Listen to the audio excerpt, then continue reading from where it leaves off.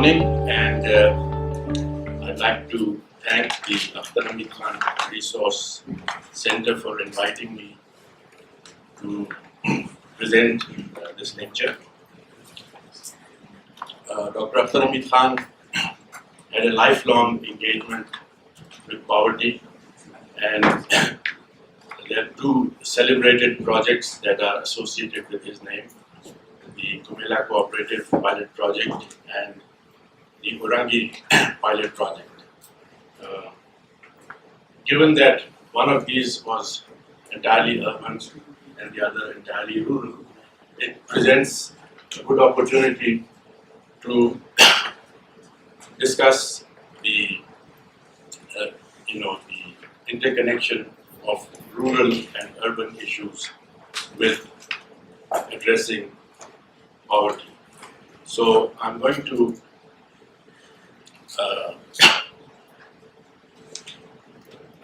talk about in this lecture. I'm going to talk about the rural-urban distinction and its relevance for poverty strategy. I'm going then to make some points about the nature of poverty in Pakistan, and then try and bring these two together to suggest some a way forward in the poverty strategy with reference to the work of Akhtar Khan. Before I do that, I would like you to make a note of two words in the two projects that I have mentioned: the Kumela Cooperative Pilot Project and the Urangi Pilot Project. Both contain the word pilot, and one contains the word cooperative, which actually is very central to the orientation of Dr. Saab work. I have a feeling, in thinking about these issues, that Dr. Saab must have thought very deeply about the names that he gave the project, and these two words will resonate even if I don't mention them very specifically in my talk. So let's go to the urban-rural distinction. I want to make here a very clear distinction between the process of urbanization, which is a process in which people move from locations of low density to locations of high density. And I think that this is critical. As Aisha mentioned, this is the norm, this is part of development. And I feel it is critical simply because it's a process that we cannot rewind. We cannot run it again like a film. If we get it wrong, we get it wrong, and the costs are very high. And I want to make a distinction between urbanization and the distinction between the classification of rural and urban, which only distinguishes whether a person is living in a rural area or an urban area. This too is important for some reasons.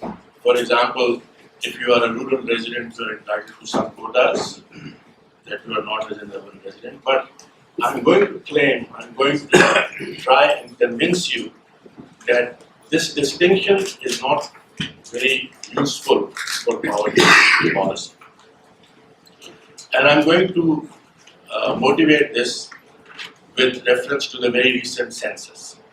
As you know, the census has come up with this figure of about 36% for the extent of urbanization in Pakistan. 36% of the residents of Pakistan are urban residents. A lot of people have been very surprised by this number. There are people who had been claiming for years that Pakistan is at least 50% urban.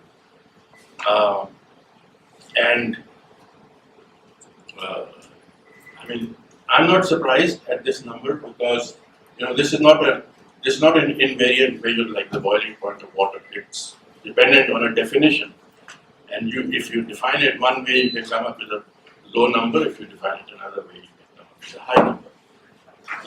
Now, suppose I'm going to present this, ask you a question. Suppose we had access to some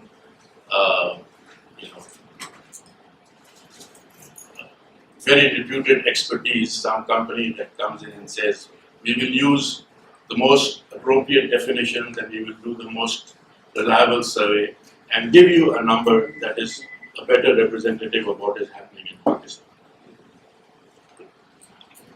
My question to you as people who are involved with poverty is, what would you be willing to pay for such a number?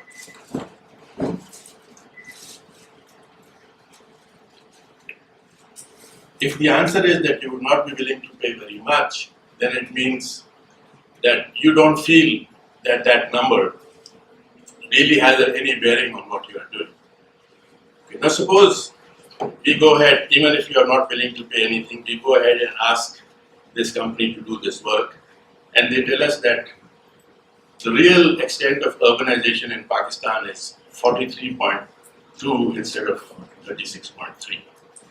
Okay, so what difference is it going to make to what we are doing as people engage in poverty? I'm claiming that it will not make much of a difference, simply because it is not the case that we have a very successful package for urban poverty and a very successful package for rural poverty. And our main problem is really one of identification.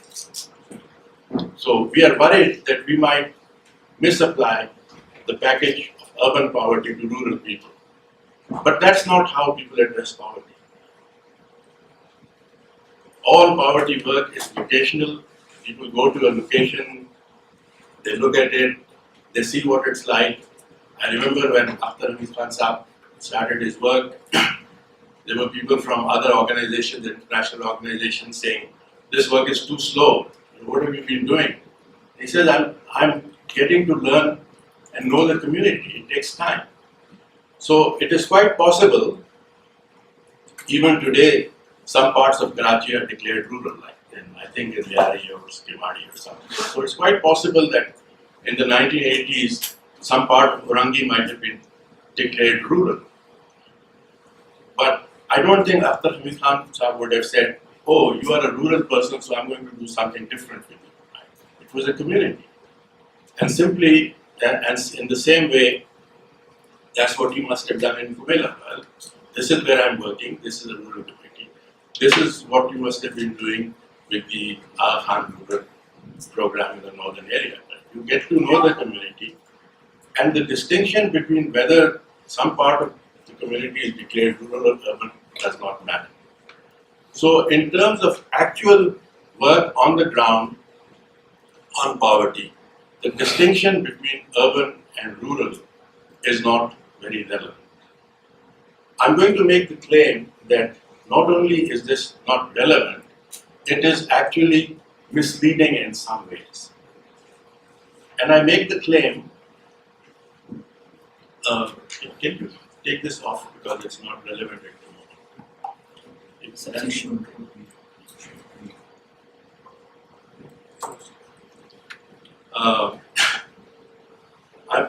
I'm going to make this claim because urban and rural are both umbrella categories. And under that umbrella, they hide a whole lot of diversity. For example, the urban category contains places all the way from small mufassal towns and mandi towns, and small cities, and medium-sized cities, secondary cities, and metropoles like Karachi and Lahore. Now, we are not going to claim that the same urban poverty strategy is going to apply to all these various size categories locations. It is not. So, this distinction, because it forces us to think of urban poverty as some, a kind of a package that applies to everything, is misleading.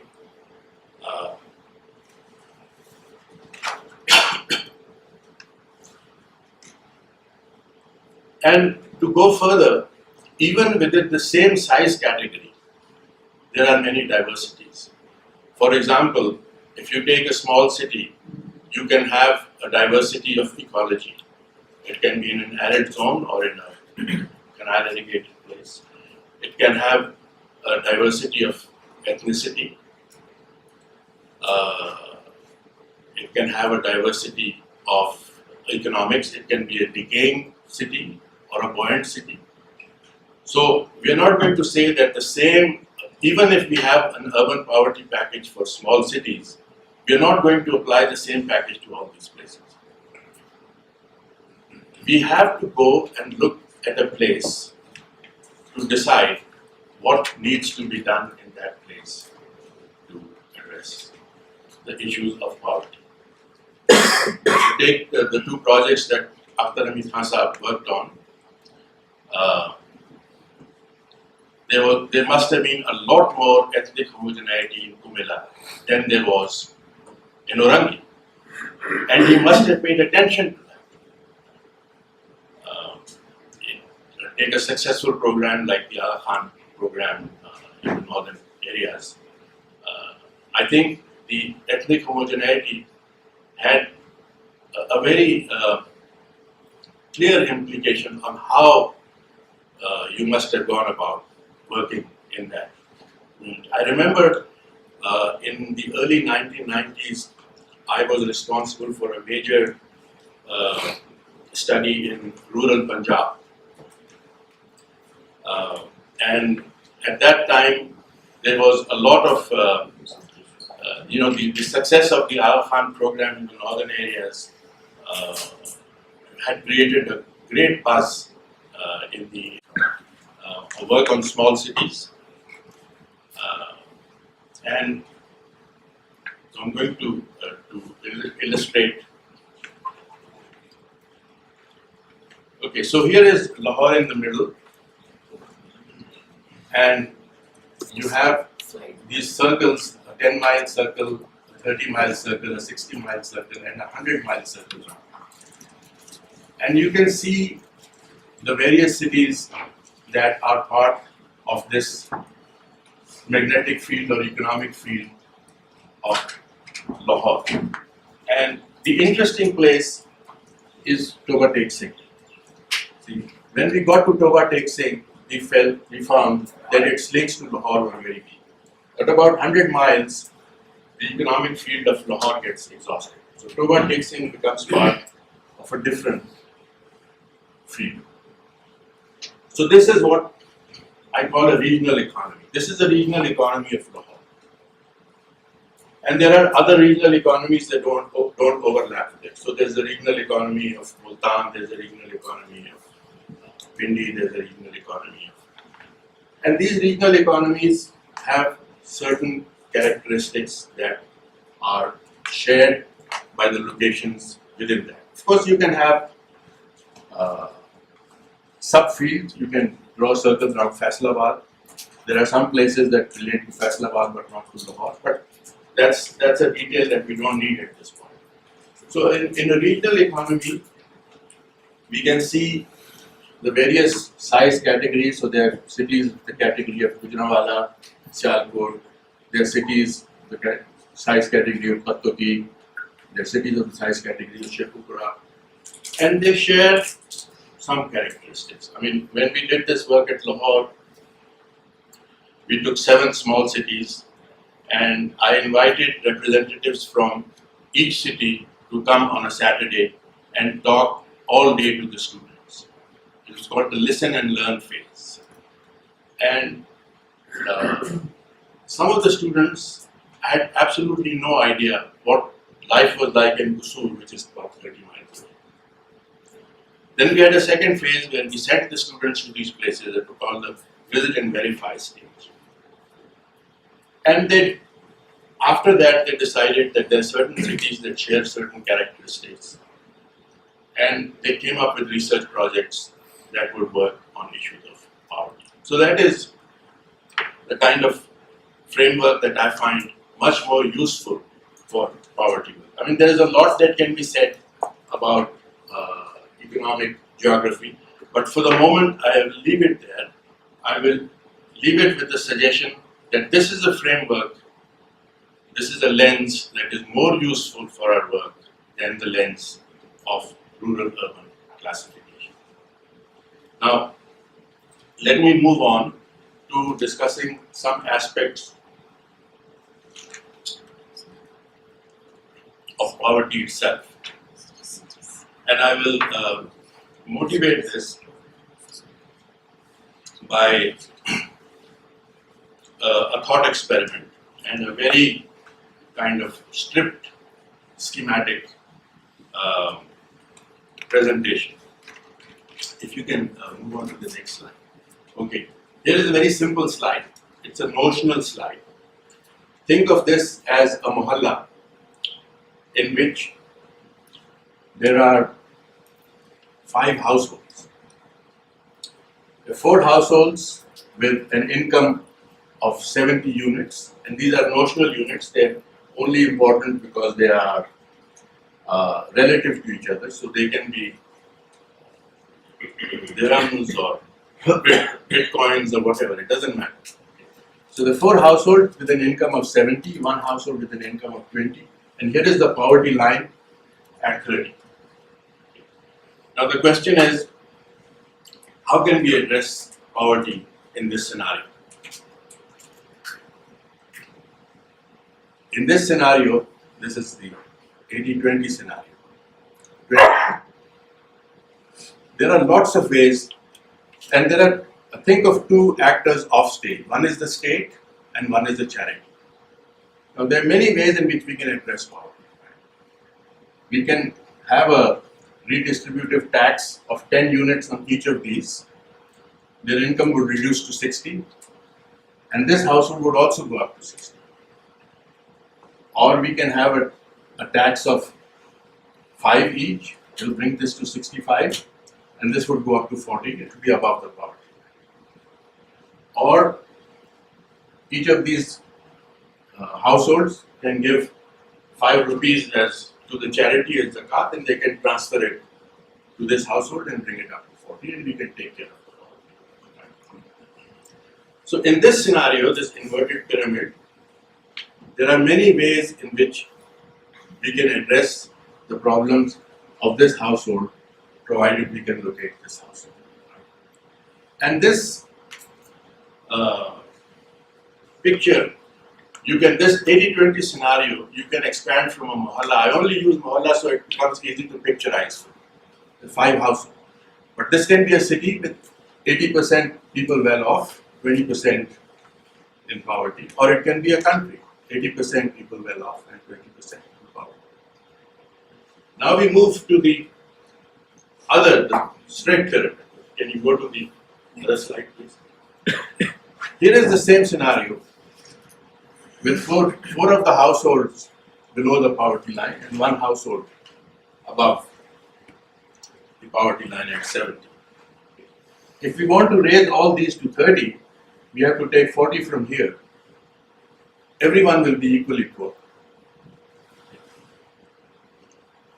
And there is no charity. Suppose that you take 5 zakat from here and give it to this household, it will go up to 25, still below the poverty line, and nothing happens to the others. So the 1 household that is helped, of course, it has a major impact on its living, but nothing really happens to poverty as a phenomenon. This is like our giving money to a beggar. We help that beggar, but nothing happens to poverty. Or going beyond that, is some poor person and we help that person, child, go through school and college. The life of that one family really changes. I'm not saying that charity is not something that is good, but it has no impact on poverty as a phenomenon in a place where you have the 2080 phenomenon. The solutions that work here don't work here. The charities will not scale. This is what I call the micro approach to poverty, where you locate the poor people and you try and help them. And that is why I think that in both the projects, Akhtar Amir Khan Sahab had the word pilot. Those were pilots. Those were attempts to show what kind of approach would work in a particular kind of community, to demonstrate that the state should use those approaches to try to address poverty. The idea never was that you would have an OPP in every locality, in every city. You can't, because as you yourself said, there was only one of them. The objective of, so you take the same thing with education, and the Citizen Foundation is a very celebrated NGO working in education. It's been working for 25 years. I read their outputs every time they have their anniversary. So now, after 25 years, we have 1,000 schools, and we have put 100,000 children through high school, or we have enrolled 100,000 children. And I say, well, is this approach going to scale? Because every year, the number of children that drop out of public school is 500,000. So it will change the life of all those students that they have put through school, but it will not address the problem of out-of-school children. So in this scenario, charitable approaches, finding the poor people and helping them, what I call the micro approach, they will not work. I mean, this is my proposition. This is what I'm trying to convince you of. And I hope we can have a discussion in which you can say, well, there's some flaw in the logic that I'm presenting. Now, my claim is, please go back. My claim is that in this sort of situation, we have to move away from this micro approach to poverty, the approach where we find poor people and help them, to a macro approach. The only way we can move these people up is if we can raise their incomes. We have to have a growth strategy that will raise these. There's no transfer mechanism that's going to work. I don't know if you have followed this nuanced change in the mission statement of the Benazir Income Support Program. When it began, its mission statement was that the BISP will alleviate poverty. If you read it now, it says the BISP will manage poverty. Because even with resources from outside, BISP is almost all different resources. Even with injections from outside, we're not using our own resources. They found it's not sustainable. Just can't sustain it in this 2080 scenario. So my proposition is that the only way you can do it is to raise these incomes. And that needs a growth strategy. It needs a macro. Our poverty strategy has to be a macro strategy that is based on economic growth that raises the incomes of poor people. There's one more point I'm going to make here, and that is that, and I ask the question, will that be enough? If we raise the incomes of these people, of the poor households, will that be enough? Will that be enough to address poverty? Education, health, services like electricity, water, sanitation, housing, and what has been happening to the cost of these services? Rising. They are rising very rapidly, right? And why have they been rising? Because the state, that was the traditional provider of these services, has walked away from that responsibility. And willingly, the private sector has stepped in to provide them at a higher cost, because the private sector has to make profit.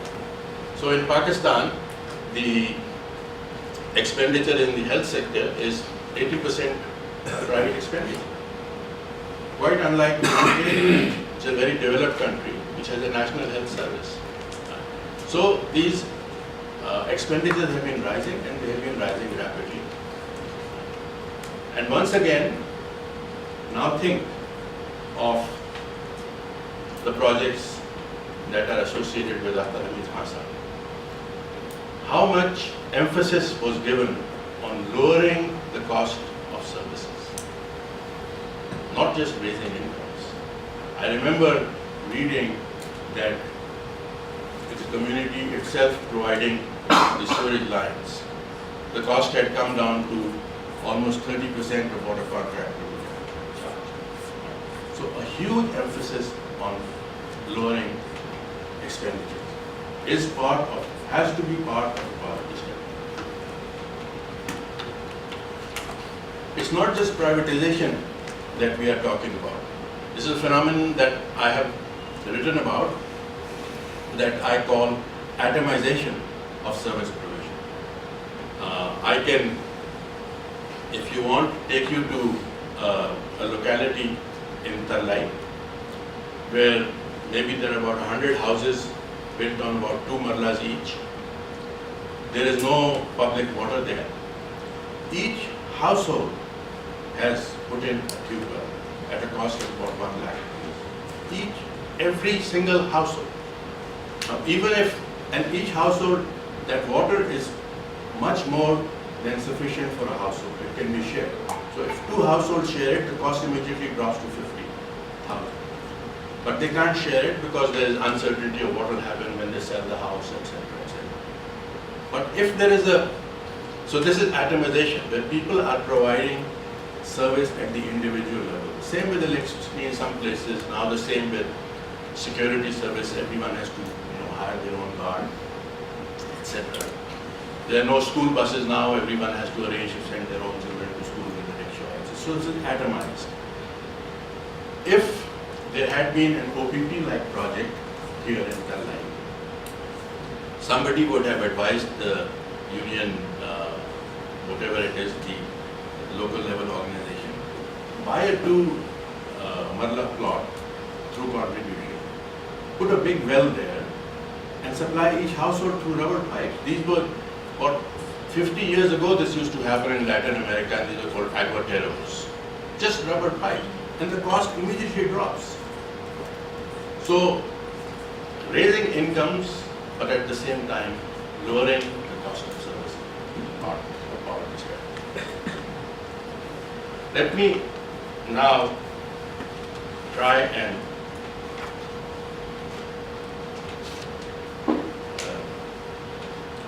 conclude this section by reiterating my claim that in Pakistan, the micro strategy to poverty alleviation, where we locate poor houses and try and help them, will not work. We need a macro strategy that is based on growth that raises incomes, as well as a strategy that lowers the cost of services, and we can only lower the cost of services if we make investments in infrastructure. So infrastructure investments and an economic strategy, growth strategy are required. Now, let me try and bring these 2 strands, these 2 main arguments that I have made, one on the economic geography framework and the other on the poverty pyramid together, and suggest for discussion what might be the strategies that can address poverty in Pakistan. So the first thing is that when we talk of economic growth to address poverty, we have to ask this question that you asked, what kind of growth is it going to be? Obviously, it has to be pro-poor growth. It has to be growth that is focused on the bottom of the pyramid. It has to be addressed to those sets of people who are below the poverty line. And for that reason, it has to be a strategy that is focused on creating jobs, on employment. Because, as we know, there can be jobless growth. We have known that from many countries. So we need a strategy that creates jobs, that creates employment. If that is the case, then the next question is, well, what kind of jobs? And here, we cannot ignore this fact of the nature of our human capital. Because we have not invested in the education of our people. And we have not invested in the health of our people. We still have almost 50% functional illiteracy. So we cannot create jobs that are appropriate for this human capital in the service sector. We can't. They have to be some kind of industrial jobs where skilled, semi-skilled, unskilled people can find employment to raise their income. Now, we cannot create jobs in sectors that are globally competitive because our infrastructure is so poor, our human capital is so poor that we will not be able to compete. So we have to think very carefully of what kind of industrial strategy is part of this economic strategy that is compatible with our human capital. So I would say, we have a huge housing deficit. If we have jobs in the housing sector, these are immune to competition. There is tremendous opportunity in agro-industrial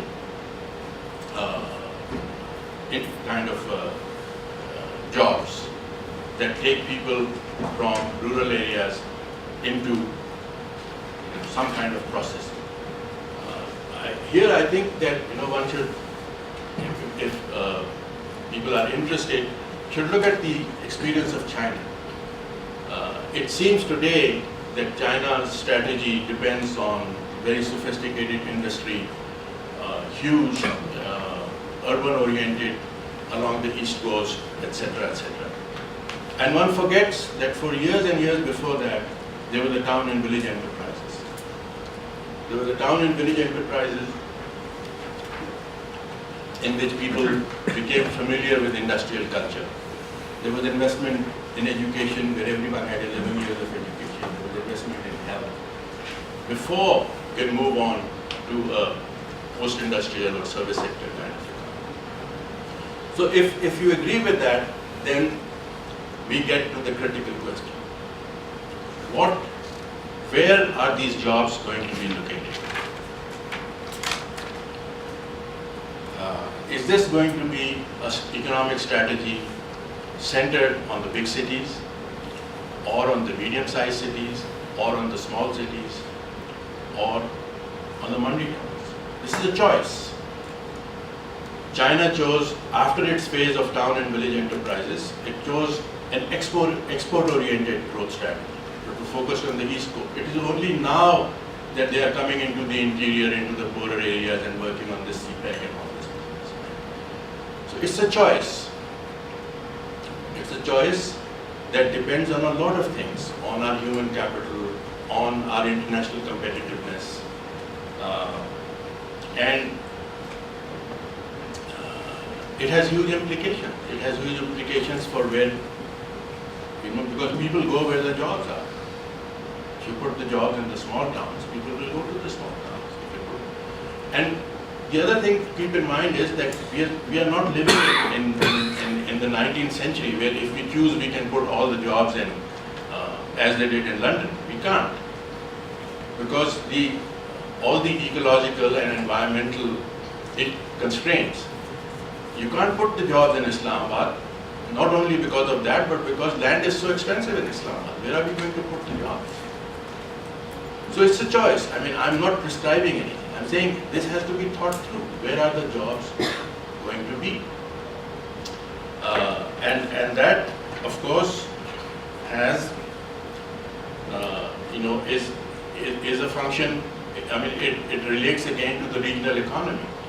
Our objective is to optimize the regional economy. We look at the regional economy of Lahore, which is a network of connected places.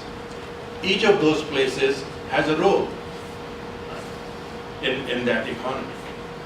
So if I ask you today, we have an economic strategy, we have a growth strategy. What is the role of small cities in that strategy?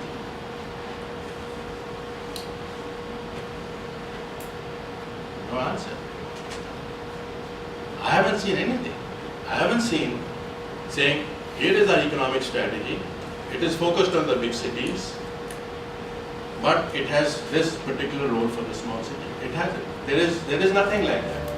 And we have to think of it because all these are places where life is going on, something is happening.